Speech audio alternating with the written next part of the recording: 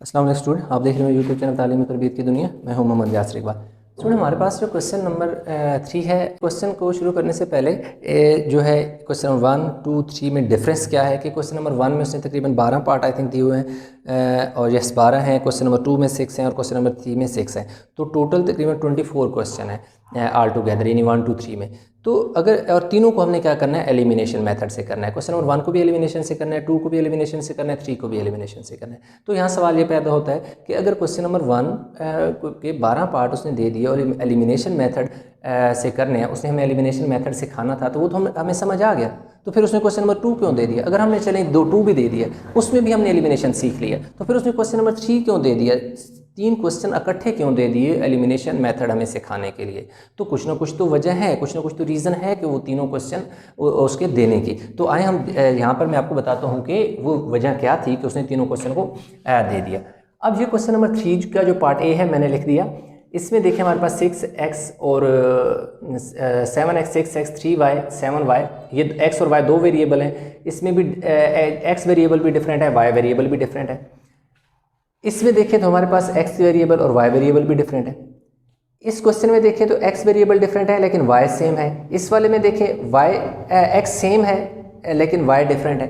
यानी question number 1 के ये दो जो मैंने पार्ट लिखे, इन दोनों पार्ट में एक में उसने y वेरिएबल सेम दे दिया और दूसरी जगह x वेरिएबल सेम दे दिया। तो इसका मतलब ये है कि क्वेश्चन नंबर 1 जो है उसमें उसने हमें या तो x वेरिएबल ऑलरेडी सेम दे दिए हैं दोनों इक्वेशन के, या y वेरिएबल सेम दे दिए हैं। तो ये वजह है कि हमें वहाँ पर डायरेक्ट क्या करना है, एडिशन या सब्ट्रैक्शन करके एक वेरिएबल को क्या कर देना है, एलिमिनेट कर देने, और दूसरे वेरिएबल की वैल्यू फाइंड हो जाएगी। जब एक वैल्यू फाइंड हो जाती है तो वही पुट करके हम दूसरे की भी फाइंड कर सकते हैं। तो 1 में ये है कि वेरिएबल या x या y ऑलरेडी सेम दे दिए।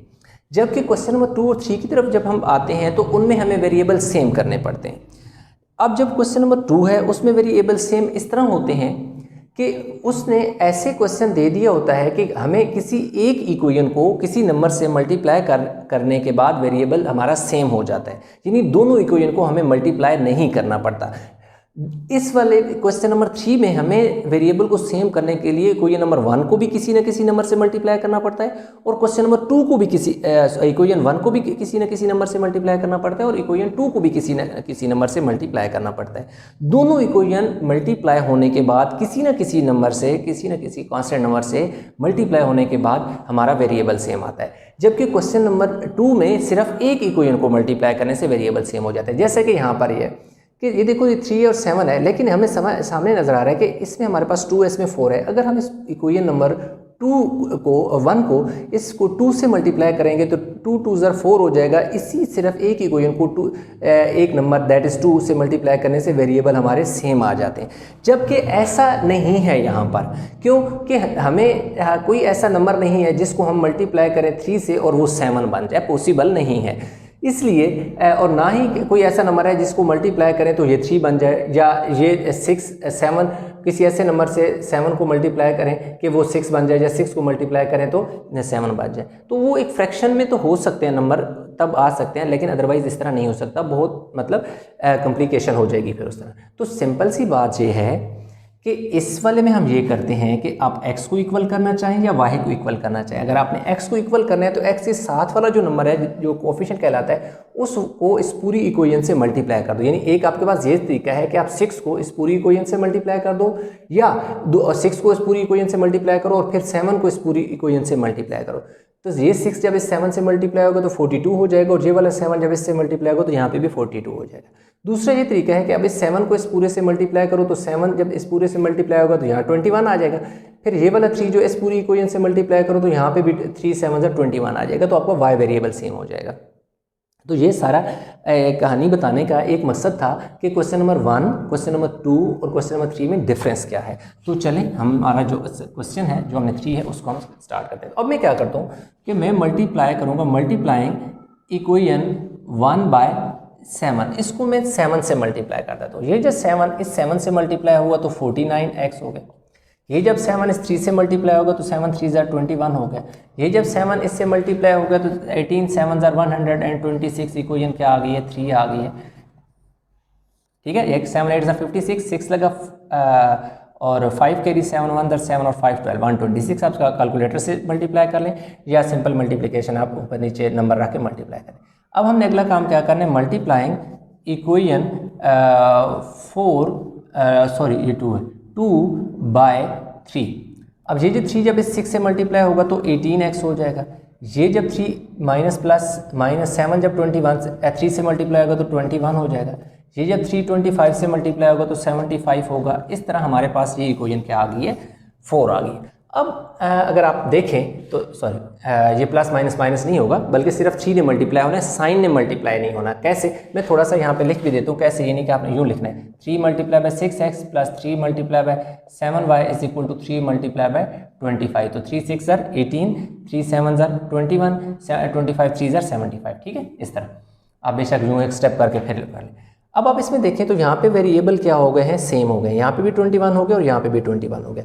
इस वाले क्वेश्चन में हमने वेरिएबल सेम इस तरह किए कि दोनों जो इक्वेशन है वो एक कांस्टेंट नंबर से मल्टीप्लाई हो, देन डिफरेंट कांस्टेंट नंबर से मल्टीप्लाई हो। ये 7 से मल्टीप्लाई हुआ, ये 3 से मल्टीप्लाई हुआ, तो दोनों इक्वेशन को किसी नंबर से मल्टीप्लाई किया तब जाके वेरिएबल सेम है, जबकि इक्वेशन 2 में सिर्फ एक ही इक्वेशन को मल्टीप्लाई करने से सेम हो जाते हैं।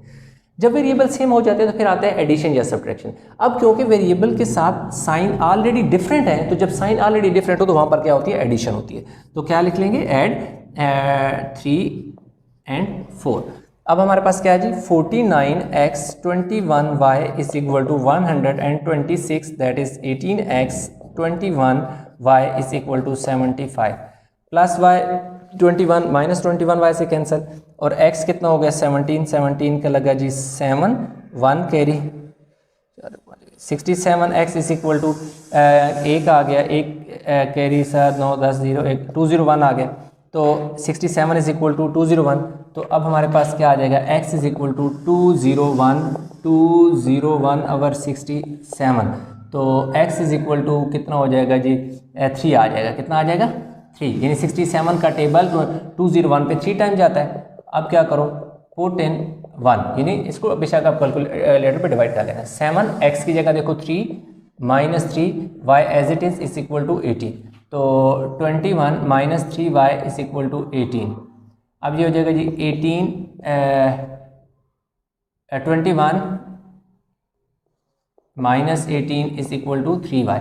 ये 3y उधर जाके प्लस हो गया, ये 18 इधर आके माइनस हो गया। यहाँ देखो 18 में से 21 में से 18 का 3 बचा और इधर आ गया जी 3y। y हमें चाहिए, 3 उधर मल्टीप्लाई हो रहा है, इधर आके डिवाइड हो गया तो y आ गया, तो कैंसिल होके y की वैल्यू 3 1 3 तो 1। तो अब हमारे पास x और y की वैल्यू आ गई सेम। अब हम इसको चेक कर लेते हैं कि आया हमारा क्वेश्चन ठीक है या नहीं। तो पहले वाली इक्वेशन में x की जगह 3 पुट कर दो, x की जगह 3 पुट कर दो और y की जगह 1 पुट कर दो, तो आपको पता चल जाएगा कि ठीक है यानी 7 3 ज़ा 21 माइनस 3 इज इक्वल टू 18, 21 में से 3 गया 18 इज इक्वल टू 18। तो आपकी लेफ्ट और राइट इक्वल आ गए, तो इसका मतलब है जो आपने क्वेश्चन किया वो ठीक किया। तो इस तरह तो ये हमारे पास क्वेश्चन होगा जो इसका पार्ट बी है जी। पार्ट बी क्या है, 4x plus 3y is equal to minus 5, 3x plus minus 2y is equal to 43।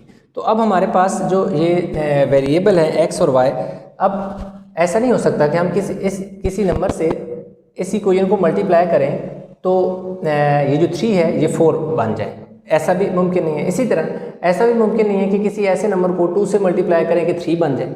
यानी इस वाले क्वेश्चन में यही 2 और 3 में यही डिफरेंस है कि इस वाले क्वेश्चन में हमें दोनों इक्वेशन को किसी कांस्टेंट नंबर से मल्टीप्लाई करना पड़ता है, तब जाके हमारे पास वेरिएबल सेम आते हैं। अब वो कौन सा नंबर होता है जो इक्वेशन 1 से मल्टीप्लाई होगा और कौन सा नंबर है वो जो इक्वेशन 2 से मल्टीप्लाई होगा। और बहुत सिंपल है, अगर आप x को इक्वल करना चाहते हैं तो x के साथ नीचे वाला जो नंबर है वो इस पूरी इक्वेशन से मल्टीप्लाई कर दें, और जो ऊपर x के साथ नंबर है वो नीचे वाली इक्वेशन से मल्टीप्लाई कर दें। इसी तरह अगर आप y को सेम करना चाहते हैं तो नीचे वाले y के साथ जो नंबर है वो इस पूरी इक्वेशन से मल्टीप्लाई होगा। इसी तरह जो ऊपर वाले y के साथ नंबर है वो नीचे वाली इक्वेशन से मल्टीप्लाई होगा। तो अभी हम क्या करते हैं, मल्टीप्लाइंग क्या करेंगे, इक्वेशन 1 बाय 2। अब क्योंकि इसके साथ 2 है इसलिए हम इस वाली इक्वेशन को 2 से मल्टीप्लाई करेंगे। 2 4 हो जाएगा और 2 3 भी इसके साथ भी हो जाएगा और 2 5 के साथ भी होगा, यानी ऑन बोथ साइड करना है, दोनों तरफ मल्टीप्लाई करना है।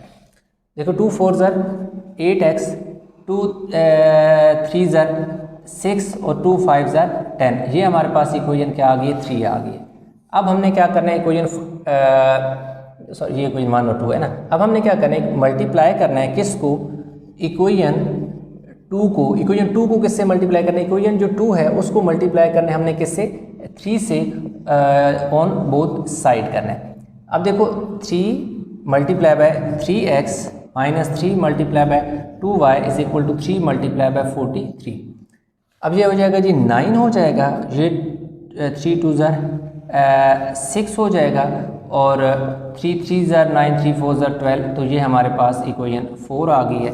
अब अगर आप देखें इक्वेशन 3 और 4 में, तो हमने क्या किया कि जो y वेरिएबल था उसको सेम कर लिया। जब वेरिएबल सेम हो जाते हैं तो फिर आप साइन देखते हैं, साइन इनके साथ ऑलरेडी डिफरेंट है। जब साइन ऑलरेडी डिफरेंट होता है तो फिर ऐड कर लिया जाता है, इक्वेशंस को ऐड करेंगे। किसको, 3 और 4 को हमने क्या करना है, ऐड करना है। तो क्योंकि 4 इक्वेशन बड़ी इक्वेशन है इसलिए मैं इसको पहले ऊपर लिखूंगा, और जो इक्वेशन 3 है वो क्योंकि एक छोटी इक्वेशन है इसलिए उसको मैं नीचे लिखूंगा। अब देखें ये कितना हो जाएगा, 17 हो जाएगा, 6y से कैंसिल हो जाएगा, और ये 119 हो जाएगा। तो x is equal to 119, 17 multiply और इधर आके डिवाइड हो गया, तो 17 का टेबल 7 टाइम जाएगा, 7 7 49, 49 का 9 लगेगा 4, तो 7 1 7 और 4 11, ठीक है, 7 टाइम जाता है। बेशक आप डिवाइड करके चेक कर लें, पुट इन 1 कर लो। 1 हमारे पास क्या है जी, 4x की जगह 7 plus 3y as it is आ जाएगा, और माइनस 5, 7 4 ज़ार 28 plus 3y is equal to minus 5 plus 3y is equal to minus 5, ये 28 उधर जाके माइनस 28 हो जाएगा, क्योंकि इधर प्लस का है ना तो उधर इसने जाके माइनस हो जाना है। तो ये माइनस 33 हो गया, तो y is equal to minus 33, ये 3 मल्टीप्लाई हो रहा था इधर आके डिवाइड, तो y की वैल्यू मेरे पास क्या आ गई, माइनस 11 आ गई। अब मेरे पास x और y दोनों की वैल्यू आ गई सेम। अब हमने क्या करना है, सिंपल इनको चेक करना है। तो चेक करने के लिए हम इक्वेशन 1 में x की जगह क्या पुट करेंगे, माइनस 11, और जो y है उसकी जगह हम क्या नहीं, x की जगह हमने 4 पुट करना है, x की जगह 4 पुट करना है, और y की जगह माइनस 11 पुट करना है। अब ये देखें 4x plus 3y is equal to minus 1, 4 देखिए 4 इसी तरह है x की जगह, ये देखो x है, x की जगह x की वैल्यू 7 है वो मैंने पुट की, प्लस ये वाला प्लस 3 इसी तरह, y है, y की जगह मेरे पास ये देखो माइनस 11 है, तो y की जगह माइनस 11, ये 28 हो गया, ये 33 हो गया, और ये क्या हो गया, माइनस 5। 33 में से 28 गया तो 5 बचे, तो यूँ हमारे पास क्या हो गया जी, जो पार्ट बी है वो इसका हो गया कंप्लीट। स्टूडेंट हमारे पास जो क्वेश्चन है वो है 3 का पार्ट डी, नंबर 3 उसका पार्ट डी है। इसको क्वेश्चन को इस वाले लेक्चर में डी, ई और एफ इंशाल्लाह ये कंप्लीट हो जाएंगे। इस क्वेश्चन में हमारे पास क्या है जी, 5x plus 4y is equal to 11 है, और 3x plus 5y is equal to 4 है। तो हमारे पास जो मैंने लेक्चर 1 इसका किया हुआ अपलोड ए और बी जो किया हुआ है, अगर वो नहीं देखा तो आप ज़रूर देखें, क्योंकि उसके अंदर मैंने डिटेल में बताया कि क्वेश्चन नंबर 1, क्वेश्चन नंबर 2 और क्वेश्चन नंबर 3 में डिफरेंस क्या है, कि क्वेश्चन नंबर 1 भी एलिमिनेशन मेथड है, क्वेश्चन नंबर 2 भी एलिमिनेशन मेथड है, क्वेश्चन नंबर 3 भी एलिमिनेशन मेथड है, और ये टोटल जो है 24 क्वेश्चन बनते हैं। 1 के 12 पार्ट हैं, 2 के 6 पार्ट हैं, और 3 के 6 पार्ट है। तो उसने इतने क्वेश्चन नंबर 1 में जब 12 पार्ट दे के हमें एलिमिनेशन मेथड्स का कंसेप्ट बता दिया, फिर क्वेश्चन नंबर 2 में क्यों दिया, अगर क्वेश्चन नंबर 2 भी दे दिया तो क्वेश्चन नंबर 3 में क्यों दे दिया। तो देखें इसमें हमारे पास इसलिए होता है कि जो कोई ना कोई रीज़न तो है ना, कोई ना कोई वजह तो है, तो वो मैंने ऑलरेडी उसमें एक्सप्लेन की हुई है, दोबारा रिपीट करने का फ़ायदा नहीं है कि वीडियो लंबी हो जाएगी, आप वो देख सकते हैं। उसका लिंक इंशाल्लाह मैं नीचे दे दूँगा इसके या स्क्रीन के एंड पे, या फिर नीचे ट्रांसक्रिप्शन डिस्क्रिप्शन में। तो अब हमारे पास क्या है जी, ऐसा है कि हमने इनके वेरिएबल को सेम करना है। अब ऐसा है कि हम x के वेरिएबल जो है ना x को सेम कर लेते हैं, कैसे, मल्टीप्लाइंग इक्वेशन 1/3। अब 3 से मल्टीप्लाई करें, मैंने क्यों मल्टीप्लाई किया, 3 से मैं ये जब मल्टीप्लिकेशन कंप्लीट हो जाएगी दोनों इक्वेशन की, फिर मैं आपको जब एक्सप्लेन करूँगा तो इंशाल्लाह आपको बेहतर समझ आएगा, क्योंकि अभी अगर मैं एक्सप्लेन करूँ तो हो सकता है वो आपके लिए वो बात हवा में रह जाए। ये इक्वेशन 3 आ गई, क्या किया, इस पूरी इक्वेशन को 3 से मल्टीप्लाई किया, 3 5 15, 3 4 12, 3 11 33, यानी ऑन बोथ साइड किया, ठीक है, दोनों से। अब मैं क्या लिखूँगा, मल्टीप्लाइंग इक्वेशन 2 बाय 5, इसको मैं 5 से मल्टीप्लाई करूँगा। 5 multiply by 3x plus 5 multiply by 5y is equal to 5 multiply by 4। 5 3 ज़र 15, 5 5 ज़र 25 और 5 4 ज़र 20। ये इक्वेशन आ गई 4। अब बात आती है कि क्यों ऐसा हुआ। इसको हमने 5 से और इसको 3 से क्यों मल्टीप्लाई किया। बहुत आसान सी चीज़ है।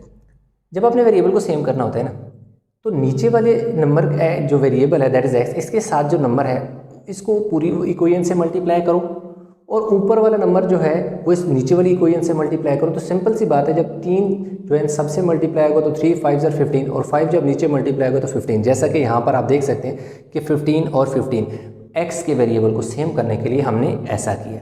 अगर हम चाहते हैं कि y का वेरिएबल सेम हो जाए तो फिर हम क्या करते हैं, फिर हम ये करते हैं कि ये जो 5 है ना इस पूरी इक्वेशन से मल्टीप्लाई होता है ऊपर वाली से, और ऊपर जो y के साथ 4 है वो नीचे वाली इक्वेशन के साथ मल्टीप्लाई होता है, तो ये दोनों 20 20 होके y सेम हो जाते हैं। तो बाकी जैसा कि मैंने कुछ क्वेश्चन में y को सेम किया हुआ है, तो आप चाहें तो y को सेम कर सकते हैं, चाहें तो x को सेम कर सकते हैं। जब आपके पास वेरिएबल सेम हो जाते हैं, जैसा कि यहाँ पे हमारे पास x और x सेम हो गए, फिर आप देखते हैं कि साइन कौन सा है। इन दोनों के साथ कोई साइन नहीं है तो उसका मतलब है दोनों के साथ सेम साइन है, दैट इज प्लस।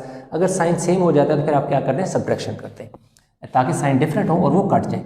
अब हम क्या लिखेंगे, सब्ट्रैक्ट 3 एंड 4। अब हमारे पास जो 3 है that is 15x, 12y is equal to 33 and then 15x plus 25y is equal to क्या है, ये 20 है। तो अब देखें हमारे पास क्या है कि इसके साथ कोई साइन नहीं है, प्लस का है। जो पहले से साइन ऑलरेडी साइन मौजूद है उनको क्या करो, सर्कल लगा दो, यानी ये सर्कल से बता है कि वो साइन खत्म हो गए और नया साइन लगा दो। सारे प्लस के थे तो सारे माइनस के। सब्ट्रैक्शन इसलिए हुई क्योंकि इसके साथ कोई साइन नहीं है, प्लस है तो साइन इसका चेंज हुआ तो प्लस और माइनस कैंसिल हो जाएंगे। अब 25 जो है उसमें से 12 गया तो पीछे हमारे पास कितना, 3 में से 2 गए, 5 में से 2 गए तो 3, 2 में से 1 गया तो 113y और साथ साइन माइनस का लगेगा। क्यों माइनस का लगेगा, उसकी रीज़न ये है कि 25 पड़ा है। देखो 3 में से 0 गया तो 3 में से 2 गया 1 और इक्वल का साइन। 33 बड़ा है तो साइन प्लस का, इसलिए मैंने साइन साथ नहीं लगाया। तो y की वैल्यू मेरे पास कितनी आ जाएगी, 13। ये 13 उधर इधर मल्टीप्लाई हो गया, उधर जाके डिवाइड हो गया, तो y की वैल्यू 13, 1 ज़र 13 तो -1। अब ये क्या करो कि पुट इन 1 कर लो। अब हमने इसे क्या करना है, 1 में पुट करना है। अब 1 हमारे पास क्या है जी, 5x प्लस 4y की जगह -1 is equal to 11।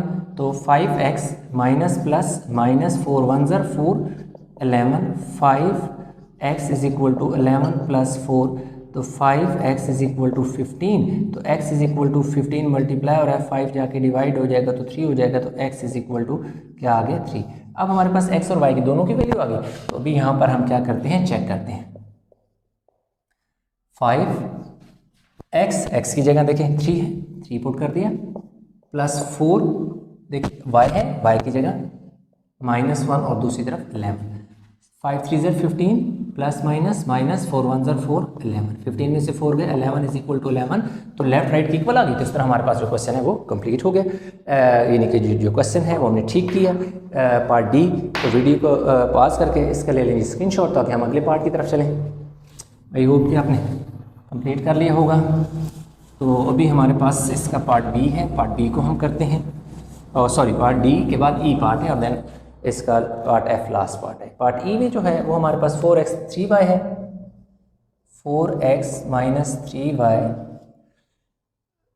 4x minus 3y is equal to -1 है। 5x minus 2y 5x minus 2y is equal to क्या है, 4 है। ये हमारे पास 1 है और ये हमारे पास क्या है, 2 है। तो अब हम क्या करेंगे, अगेन ऐसा है कि इसमें हम y को एक जैसा कर लेते हैं। तो क्या लिखूँगा, multiplying equation 1/2 on both side. देखो 2 multiply by 4x minus 2 multiply by 3y is equal to 2 multiply by -1 multiply by 2 -1 multiply by 2। 8x 6y minus 2 equation आ गई 3। अब हम लिखेंगे मल्टीप्लाइंग इक्वेशन 2/3 ये ऑन बोथ साइड। पहले जैसे मैं बताया ना कि नीचे वाले जो वेरिएबल है उसके साथ जो कोफिशिएंट है वो तमाम नंबर से ऊपर मल्टीप्लाई कर दो और ऊपर वेरिएबल के साथ जो कोफिशिएंट है वो नीचे मल्टीप्लाई कर दो। जब 2 इससे मल्टीप्लाई होगा 3 से 6 हो जाएगा, या जब 3 इस 2 से मल्टीप्लाई होगा 6 हो जाएगा, यानी वेरिएबल को सेम करने के लिए। तो 3 multiply by 5x minus 3 multiply by 2y is equal to 3 multiply by 4। 3 5 ज़र 15, 3 2 ज़र 6 और 3 4 ज़र 12। अब ये हमारे पास क्या आ गया, 4 आ गया। अब अगर आप देखें तो इक्वेशन 3 और 4 में वेरिएबल सेम आ गए और साइन भी सेम है। तो जब सेम होते हैं तो वहाँ सब्ट्रैक्शन होती है, तो इसलिए हम क्या लिखेंगे, सब्ट्रैक्ट 3 एंड 4। 3 आपके पास क्या है जी, 15x है, 6y है इस इक्वल टू 12 है, और 8x है माइनस 6y है इस इक्वल टू -2 है। देखो इसके साथ कोई साइन नहीं है, प्लस का साइन, ये प्लस है माइनस हो जाएगा, ये माइनस है प्लस हो जाएगा। 15 में से 8 गए तो 7 बचेंगे, -6y प्लस 6y से प्लस है तो कितना हो जाएगा, 12 + 2 14। तो x की वैल्यू 14, 8 कितनी आ जाएगी, 7 मल्टीप्लाई और है उधर जाके डिवाइड हो गया तो 2 हो गया। तो x की वैल्यू हमारे पास कितनी आ गई, 2। अब ये जो x की वैल्यू हमारे पास 2 आ गई है, इसको क्या लिखेंगे जी, पुट इन 1 कर देंगे। अब 1 हमारे पास क्या है, 4 है, x की जगह 2 है, -3 है, आगे y एज इट इज़ और -1 इसी तरह। 4 2 ज़र 8 हो गया, 3y हो गया और दूसरी तरफ -1 हो गया। अब 8 हो गया, ये -1 इधर आके +1 हो जाएगा, ये -3y उधर जाके +3y हो जाएगा। 8 + 1 9 हो गया और इधर क्या आ गया, 3y। अब हमारे पास इस तरह है कि 9 के नीचे 3 आके डिवाइड हो जाएगा, क्योंकि हम इधर क्या है, मल्टीप्लाई हो रहा है, हमें y चाहिए तो y के साथ ये 3 एक्स्ट्रा था, इधर मल्टीप्लाई हो रहा है तो इधर आके डिवाइड हो गया। तो 3 ज़र 9, तो y की वैल्यू हमारे पास कितनी आ गई है, 3। तो अब अगर आप देखें तो हमारे पास x और y दोनों की वैल्यू आ गई है। अब हमने इसे क्या करना है जी, चेक करना है। चेक के लिए हमारे पास क्या है, 4x -3y is equal to -1। आप चाहें तो किसी में भी वैल्यू पुट कर दें, इसी इक्वेशन में पुट कर दें, इसमें पुट कर दें, इसमें पुट कर दें, आंसर सेम आएगा। 4x की जगह 2, y की जगह 3 और दूसरी तरफ -1। 4 2 ज़र 8, 3 3 ज़र 9, 1। 9 में से 8 गया, -1 और -1 सेम आ गया। इस तरह हमारे पास जो आंसर है वो सेम हो गया। तो आई होप कि क्वेश्चन आपको आगे होगा समझ। नेक्स्ट पार्ट आ जाता है जी f। जो f है 5x -4y is equal to 23 1, then 2x 7y और 11 इक्वेशन 2 है। Multiplying equation 1 by 2 on both side multiply कर लें। 2 multiply by 5x - 2 multiply by 4y 2 multiply by 23। 2 5 ज़र 10, 2 4 ज़र 8, 2 3 ज़र 6, 2 2 ज़र 4। इक्वेशन नंबर 3 आ गई। अब मल्टीप्लाइंग इक्वेशन कौन सी, 2 बाय किससे, 5 ऑन बोथ साइड। तो 5 multiply bye 2x, 5 multiply by 7y, 5 multiply bye 11। 10x 7 5 ज़र 35 और 11 5 ज़र 55। इक्वेशन नंबर 4 आ गई। अब ये देखें, इसके साथ जो वेरिएबल के साथ जो कोफिशिएंट था इस पूरी इक्वेशन से मल्टीप्लाई हुआ, और इसके साथ जो कोफिशिएंट था वो इस नीचे वाली इक्वेशन से मल्टीप्लाई हुआ। इसको ऊपर, इस 2 को ऊपर वाली इक्वेशन से और 5 को नीचे वाली इक्वेशन से मल्टीप्लाई करने से ये हुआ कि हमारे वेरिएबल x जो है वो सेम आ गया। जब सेम आ गया और साइन भी हमारा सेम है, तो ये मैं शुरू से बताता आ रहा हूँ कि अगर वेरिएबल क्या हो, सेम हो, साइन भी सेम हो, तो सब्ट्रैक्शन करते हैं। तो क्या लिखेंगे, सब्ट्रैक्ट 3 एंड 4। जो 3 है हमारे पास, ज़रा 10x -35 यानी इक्वेशन 4 को ऊपर लिख लेते हैं और इक्वेशन जो 3 है उसको नीचे लिख लेते हैं क्योंकि छोटी है। 46 प्लस है, माइनस कर दो, माइनस है प्लस, प्लस है माइनस, यानी ऑलरेडी जो साइन ना हो वहाँ तो प्लस होता है ना, साइन डिफरेंट है, कट गए। इसमें से 8 आपने क्या कर लेने, निकाल लेने। किससे, 35 से 8 गया 5 और 3 27, साथ साइन माइनस का आ जाएगा। और इधर पीछे कितना बच जाएगा जी, हमारे पास 55 में से गए हमारे पास कितने जी 4 और 5 9 बचे, 9 बचते हैं, ठीक है जी। 55 में से 46 है, तो y इज इक्वल टू 9 और नीचे -20 मल्टीप्लाई और डिवाइड हो जाएगा, तो y इज इक्वल टू 9 1 ज़ा 9 9 3 ज़ा 27, तो -1/3 हमारे पास क्या आ गई y की। अब y की वैल्यू -1/3 आ गई, इसी को पुट कर दो 1 में ताकि x की वैल्यू आ जाए 5x -4 y की जगह -1/3 इज इक्वल टू 23 5x, ये वाला माइनस इस माइनस के साथ मल्टीप्लाई होकर प्लस 4 1 ज़ा 4/3 इज इक्वल टू 23। अब क्या करो 3 से दोनों तरफ मल्टीप्लाई कर दो, मल्टीप्लाइंग 3 ऑन बोथ साइड। अब क्यों होगा मल्टीप्लाई मैं आपको बताता हूँ, 3 into 5x plus 3 into 4/3 is equal to 3 multiply by 23। ये देखो 3 से कैंसिल हो गया, 3 से इसलिए मल्टीप्लाई किया क्योंकि ये फ्रैक्शन में आ गया ना, ये नीचे फ्रैक्शन खत्म हो जाए। आप उस तरफ वैसे ले जाओ, उधर एलसीएम लेके सॉल्व करो तब भी हो जाएगा, लेकिन ये ज़रा कंपैरेटिवली एलसीएम के इजी होता है कि आप पहले से ही 3 इन सबसे मल्टीप्लाई करोगे तो ये देखो फ्रैक्शन खुद ब खुद खत्म हो जाएगा। 3 5 ज़ा 15 हो गया, प्लस 4 इज इक्वल टू 9 और 6 हो गया।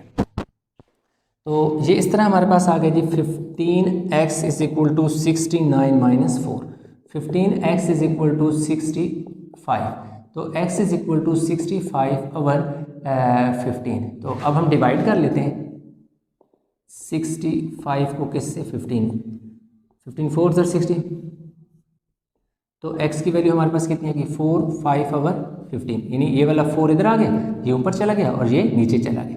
तो इस तरह हमारे पास 4 और पार्ट ई जो है वो हमारे पास हो गया जी कंप्लीट। 4 अच्छा, इसको जी मज़ीद भी सिंप्लीफाई कर सकते हैं, इसको थोड़ा सा और सिंप्लीफाई कर सकते हैं। कैसे? वो इस तरह कि मैं थोड़ा सा 4 5/15 है ना, तो 5 1 ज़र 5 5 3 ज़र 15, तो x की वैल्यू क्या आ जाएगी 4 1/3। दूसरा इसका ये हल है कि आप यहाँ पर ही 5 से कैंसिल कर लें, 5 1 ज़र 5 3 ज़र 15 और 5 3 ज़र 15, यानी कि 5 का टेबल 35 टाइम 65 पे जाता है और 5 का टेबल 15 पे 3 टाइम जाता है। तो आपके पास x की वैल्यू क्या आ जाएगी 13/3, यानी इसको कटिंग के बाद ये वाला स्टेप लिखें और फिर 13 को डिवाइड कर लें 3 से, तो 3 4 ज़र 12 हो जाएगा, पीछे क्या बचेगा 1, तो x इज़ इक्वल टू 4 1/3। आप इस तरीके से भी कर सकते हैं, यानी ये स्टेप के बाद ये वाले स्टेप कर लें, अदरवाइज ये इसी तरह रहने दें, डिवाइड करें और कैंसिल कर लें 5 1 ज़र 5 3 ज़र, दोनों तरीक़ों से ठीक है। तो आपके पास x की वैल्यू 4 1/3 और y की वैल्यू -1/3। तो इस तरह हमारे पास जो पार्ट 3 था इस एक्सरसाइज का वो कंप्लीट हो गया है। इसके तमाम क्वेश्चन जो है वो कंप्लीट हैं। इनमें किसी किस्म की कन्फ्यूजन है नीचे कमेंट में ज़रूर बताइएगा। तो वीडियो को लाइक करें, शेयर करें, चैनल को सब्सक्राइब नहीं किया तो चैनल को ज़रूर सब्सक्राइब कर लें। तो इंशाल्लाह मिलते हैं एक नए लेक्चर के साथ, लेकिन इसके साथ एक और मैं थोड़ा सा काम और कर दूँ, हो सकता है आपको थोड़ी सी परेशानी हो, वो ये कि वैल्यू को पुट करके इसको इक्वेशन को सेटिस्फाई करें। अब देखिए 5 है, x की वैल्यू -1/3 है, -4 y की वैल्यू आपके पास क्या है, ये वाली वैल्यू लिख लें 13/3 लिख लें और दूसरी तरफ 23 लिख लें। 5 1 ज़र 5/3 और 52/3 इज इक्वल टू 23।